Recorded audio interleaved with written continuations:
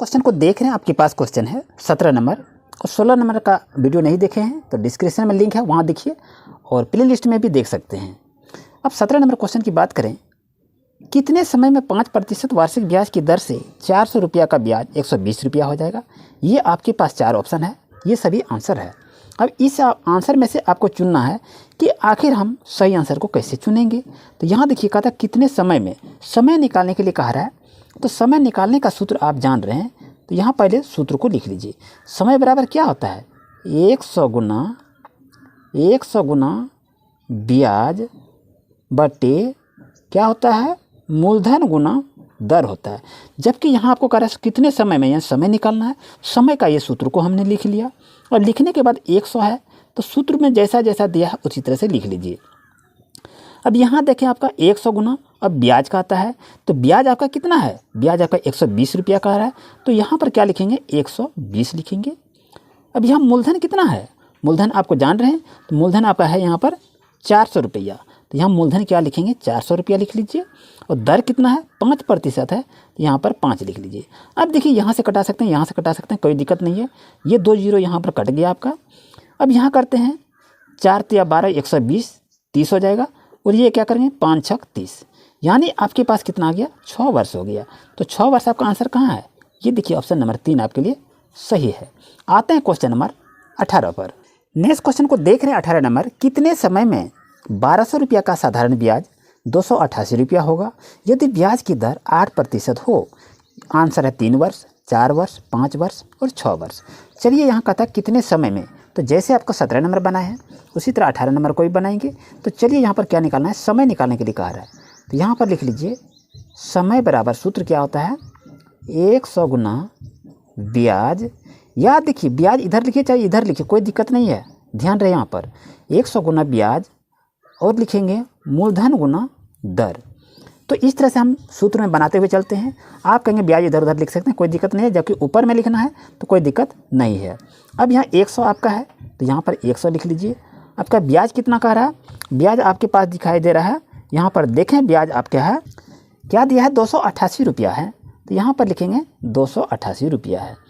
और मूलधन क्या कह रहा है, ध्यान दीजिए, तो मूलधन आपका कितना है, 1200 रुपया, तो यहाँ पर मूलधन 1200 रुपया लिख लीजिए। और दर कितना कह रहा है, ये प्रतिशत में जो रहता है उसी को दर कहते हैं, तो यहाँ पर 8 लिखेंगे। अब इसको देखिए कटा दीजिए, 2 जीरो ऊपर नीचे कट गया। अब कटने के बाद अब देखिए यहाँ 12 है और ये 288 है, तो इसको भी आपको कटाना है। तो इसको आप कटा सकते हैं, 36 से कटाएंगे तो 36 8 288 होता है। अब क्या करेंगे, 12 या 36 हो जाता है। तो आपके पास आंसर क्या है, 3 वर्ष है।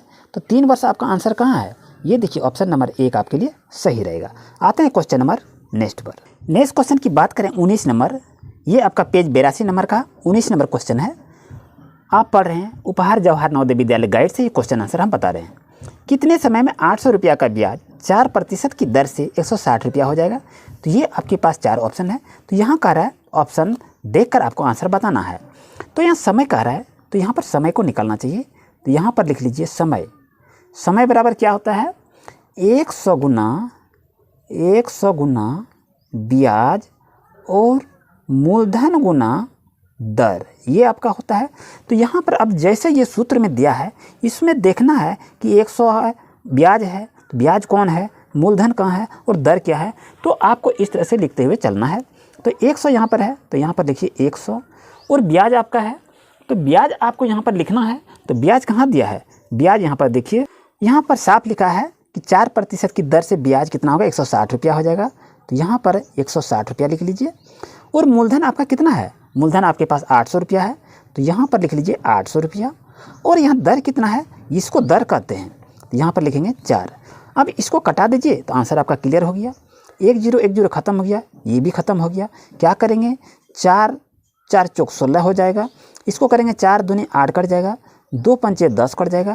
तो आंसर आपका क्या हो गया, 5 वर्ष। तो यही तो आपका आंसर है। कहाँ है, ये देखिए ऑप्शन नंबर 4 आपके लिए सही रहेगा। 20 नंबर क्वेश्चन को देख रहे हैं, कितने वर्षों में 150 रुपया का 8% वार्षिक ब्याज की दर से साधारण ब्याज 48 रुपया होगा। तो ये 4 वर्षों में होगा कि 6 वर्षों में कि 8 वर्षों में या 10 वर्षों में, ऐसे ही क्वेश्चन में आपके एग्जाम में पूछे जाएंगे बच्चों। तो इसको सॉल्यूशन करेंगे कितने वर्षों में, तो यहाँ पर क्या कह रहा है, आपको समय को निकालना है। तो समय को यदि हम निकालते हैं तो उसका आपको सूत्र लिखना है। तो आप जानते हैं ना समय निकालने का सूत्र, तो यहाँ पर लिखेंगे समय बराबर 100 गुना ब्याज बट्टे क्या होता है, मूलधन गुना दर होता है।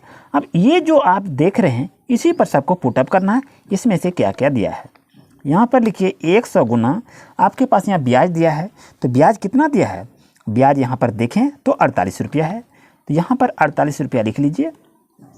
मूलधन कितना है, मूलधन 150 रुपया है, तो 150 लिख लीजिए। और यहाँ रेट कितना है, दर 8% है, तो यहाँ पर 8 लिख लीजिए। अब देखिए 1 0 खत्म हो गया, 8 छक 48 हो गया आपका।